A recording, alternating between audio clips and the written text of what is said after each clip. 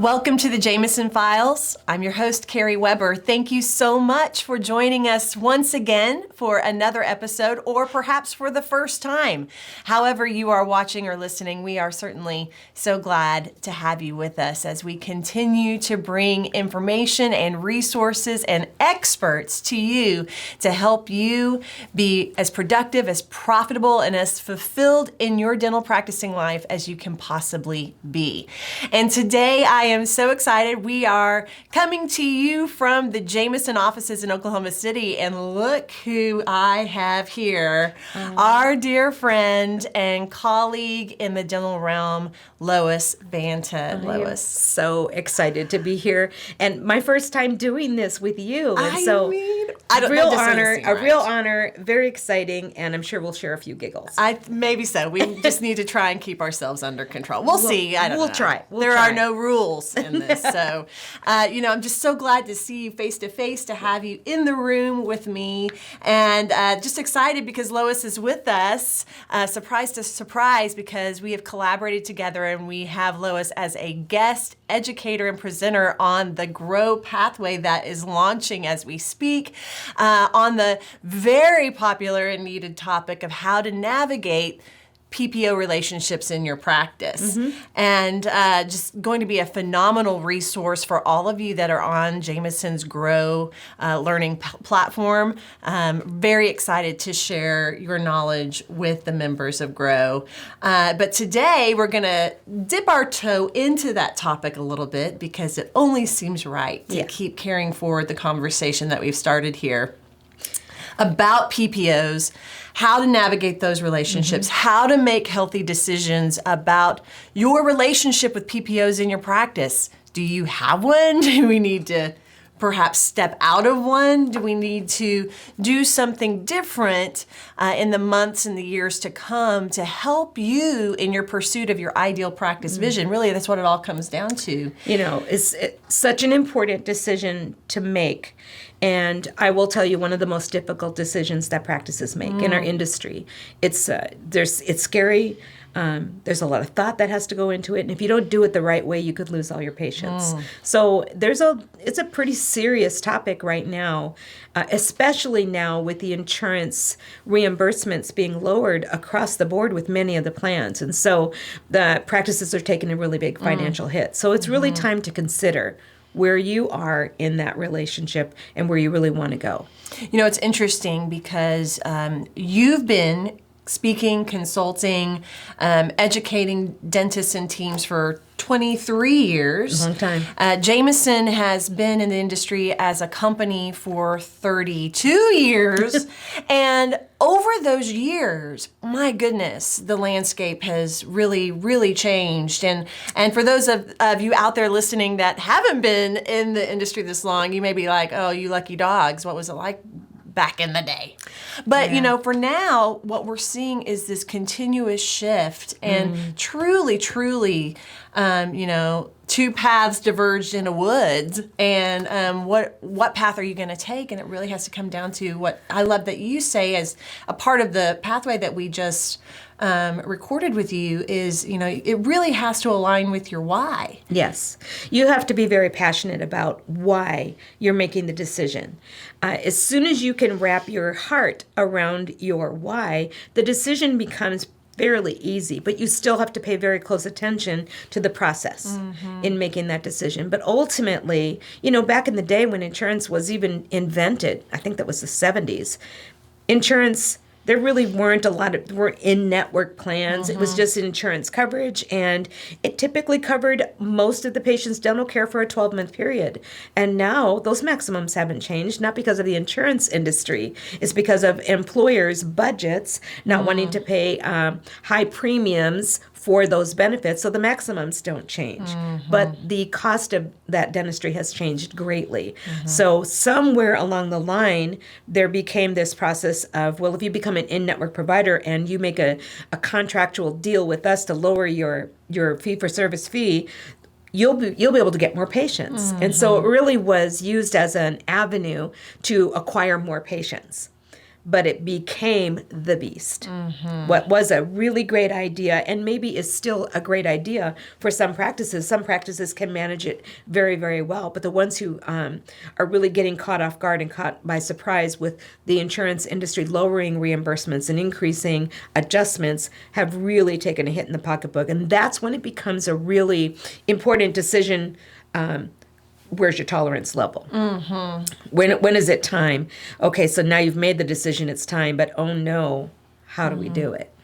You know, I know that you work with a lot of teams in retreats and in, in your mastermind sessions with them on how to do this, how to make these decisions and how to go about that. At Jameson, we help practices step out of relationships in PPOs all the time.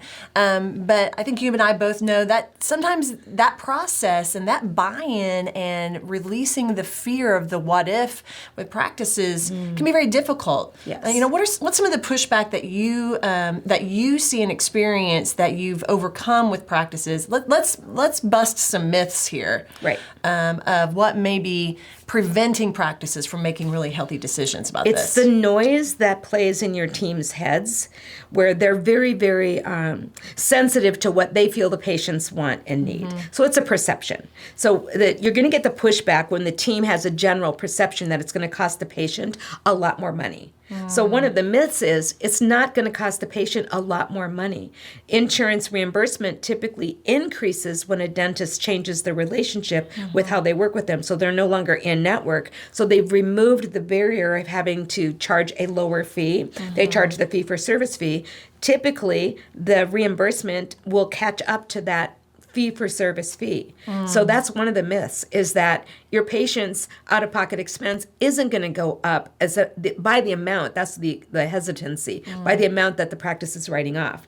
The practice is writing off those dollars because the dentist signed a contractual relationship with that insurance company to lower their fees, therefore increasing adjustments. And, I think it's something that, I keep going back. You're going to have to go on the grow pathway to get all the details, people, or go see Lois in a lecture or bring her in for a retreat. But, something just to touch on that I really, that resonated to me was talking about the reality of the write-offs. A lot of decisions are being made or not being made in dental practices without the practices doing the due diligence to understand really what your relationship with these plans are. And, some of the most painful realizations are when a practice is, you may be meeting your production goals, you're high-fiving each other, you're thinking, this has been a great month, and then bam, you're cut up at the knees because you just wrote off 50% of what you produced that month. You worked your rear end off for that. Oh my gosh, yes. And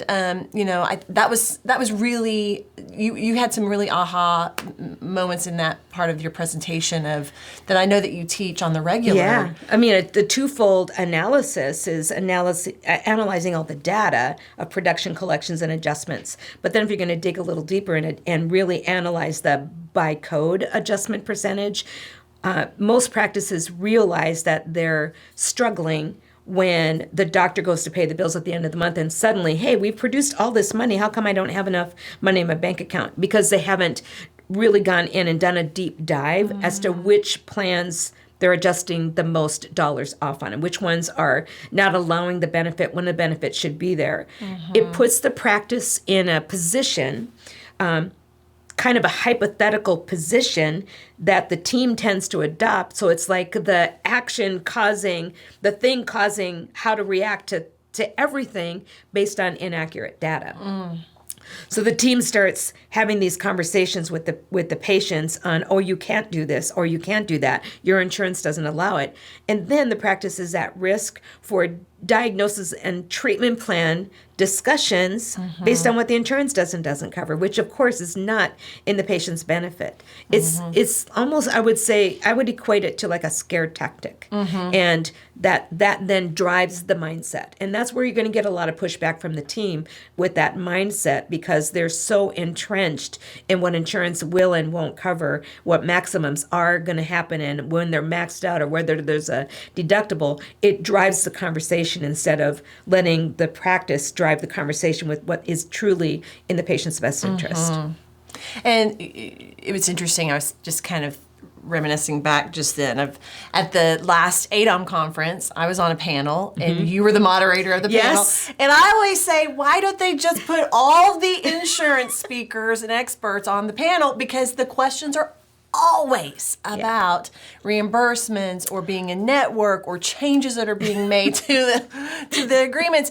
And you found yourself working a little harder. I did. Than I found myself being on the that panel and being the moderator. But That's true. and the point always is again, your practice vision can be whatever you want it to be. And if being in network is important to you and how you want to care for patients, that's great. You do you. But understanding what that means and what that's going to have to mean in terms of how you run your practice For sure. is important. And you're going to have to make financial decisions on your expenses. A lot of practices make these decisions based on where their overhead starts or stops. If they paid attention to the overhead part first, they would make different decisions. As an example, the gross production. So I wish I had a little roadmap here. I'll use my hand puppets. Gross production is driven by overhead. Overhead, is driven by gross production. Net collections pays the overhead.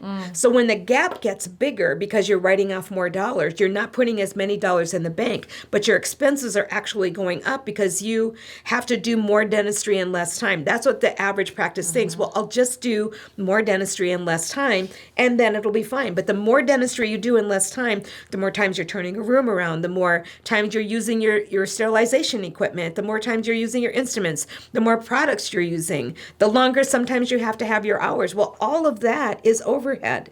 So the minute you increase your productivity, if you're in network, you're actually increasing your overhead more than if you were not in network. So if you start running on this terrible treadmill. And so there's another myth or misconception is you can just see more patients in less time, do more dentistry in less time, and it'll offset, but it actually creates a worse nightmare in the overhead department. So that's one of the myths. Yeah, so, busting these myths, getting over that obstacle that might be in your mind or in your team's mind. Also, do the due diligence, run the reports, audit your plans, figure out the reality of your practice's relationship with these plans. How many patients are on these plans, what the write-offs are.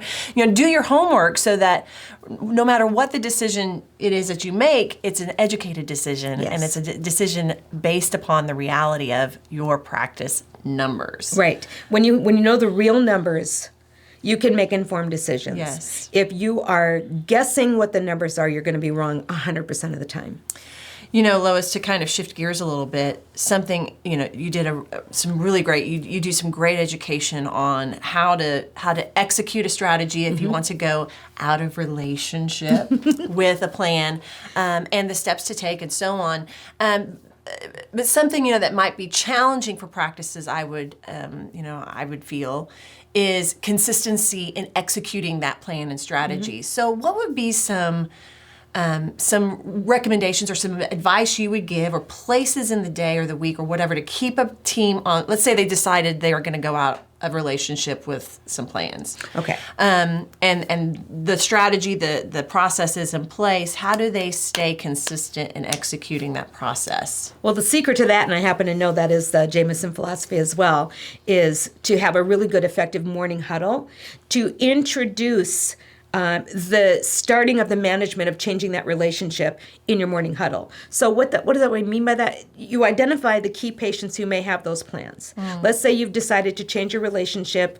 It's, here it is January 18th, or let's say it's January 1st, and now you want to choose 6 months from now. So July 1, you want to opt out of in-network status with 3 different plans. So you identify the patients that are on your schedule who have each of those plans in your morning huddle. So then you identify in the morning huddle which of these patients are we going to have this really important discussion with. And you start having the discussion as soon as the patient checks in. Please don't send a letter right away. Please don't call the patients right away because you are not in control of their reaction. it is very, very important to have face-to-face conversations with your patients. And in order to do that, you really want to have an earnest effort at identifying which patients on the schedule today are we going to have that conversation with. What that does is it lessens the feeling of being overwhelmed. Oh my gosh, we have 500 patients we're going to have a conversation with. Oh, maybe 5 of those patients are on your schedule today. It chunks it down into much more manageable. One bite at a time. Yeah, and here's the really great outcome of that is the first 5 patients you have the discussion with, you're going to be terrible at the discussion. You give yourself permission to fail at the discussion. But as you start doing this every single day, you get really, really good at it. The reason to do it in the morning huddle, that's when the entire team is available. And your patients might be asking insurance-related questions chairside. So it puts the assistants at ease, or the hygienist at ease, or even the dentist at ease when the patient introduces this topic. Maybe you're not going to have the total discussion with the patient chair side, but you're going to be able to build a bridge to the person in your administrative team that has managed that discussion very successfully. So many times it's, your discussion is in the handoff. Patient is going to ask, I hear you're dropping me. Please don't say those words. So you can respond to the patient then by saying, no, we're not dropping you. We're changing our relationship with how we work with your plan. The intention for us, our why, is we want to make sure that no third party gets in the way of your important discussions in treatment. And once you that's the passion behind the why that I talk about all the time. If you don't understand and can't wrap your heart around your why, the words aren't going to come easily. And I love that recommendation of utilizing and maximizing your time in the huddle to stay on track, to make it feel like an attainable goal, to have these conversations, to keep it at front of mind for everyone. It's just such a perfect example of how to more successfully utilize the time of a daily huddle. I think a lot of daily huddles die because they aren't being used appropriately. That time isn't being executed effectively. I mean, we're just It's a schedule review. Right, reading the schedule to each other. Instead of having the intention of utilizing that time to get all hands on deck, get all eyes on the prize, and make that the most successful day possible as a total team effort. And using that, if you are in process or setting a goal to and setting an action into place to change your relationship with the plan, to keep that at front of mind. It's just like an internal marketing effort that you may be trying to press. For sure. Or asking for referrals or whatever the case may be. It's just such an important time to remind everyone we're all in this together. Here are the people we need to make sure that are coming in today. We have a conversation with them. That fully understand, right? Relationship first, patient-focused practice, and that's a great utilization of that time. And it's the best opportunity to really get the team to buy in to the process. And the patients some patients will push the envelope of, why are you dropping my insurance? Oh, I'm so sorry that's what you think.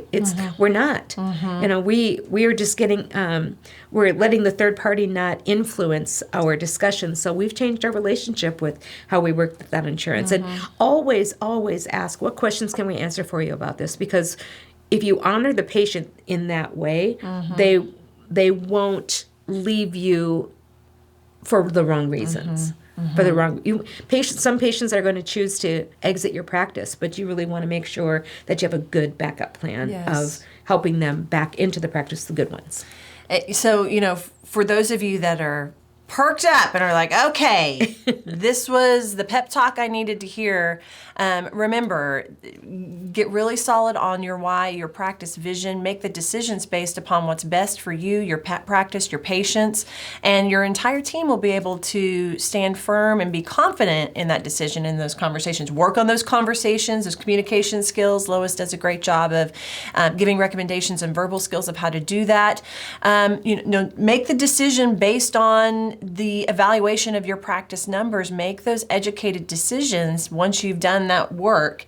And then make sure that you're making time in the day to all stay front of mind, stay ready, and making sure we're accomplishing this goal one patient conversation at a time. Yes. I'm super, super excited that we are launching On Grow, the new pathway featuring Lois as your presenter and educator on how to navigate these PPO relationships, how to do your due diligence and make those decisions, and talk about verbal skills and how to engage in those conversations with your patients. So Lois, thank you so much for doing that with us. I'm very passionate about this subject matter, Yes. obviously. So I welcome any questions, conversations, challenges. Feel free, double dog dare challenge me. I do it all the time with others. Yes. So I'm happy to make myself available to answer any questions that patients have about patients, that practices have about this process. Love that. So you can find the pathway at grow.jmsn.com. But Lois, how can they reach you directly to talk more in depth about your retreats or Sure. About the services you provide? So my email is lois.banta57@gmail.com. You can call me at 816-223-3529, or you can go to my website, ljbseminars.com. There's a lot of information there about masterclass retreats, regular retreats at a location of your choice. I'm doing a wonderful City Slicker retreat with Kathy Jameson, which sells out every time we have one coming up in May. There will be information on my website about those courses as well. Wonderful. And if you've never seen Lois present or even in lecture form, I encourage you to go find her and let her just give you the gift of her knowledge and passion and expertise. It's worth your time and effort. So, my friend, thank you for joining me for this episode. I appreciate you. A true pleasure. And thanks to all of you that continue to be a part of our Jameson Files community. We're so glad you're here and so grateful for you. Be well, and we'll see you next time. Thank you for joining us on this episode of the Jameson Files. Visit us online at jmsn.com. You can subscribe to this podcast on iTunes, Google Play Music, or Spotify. See you next time.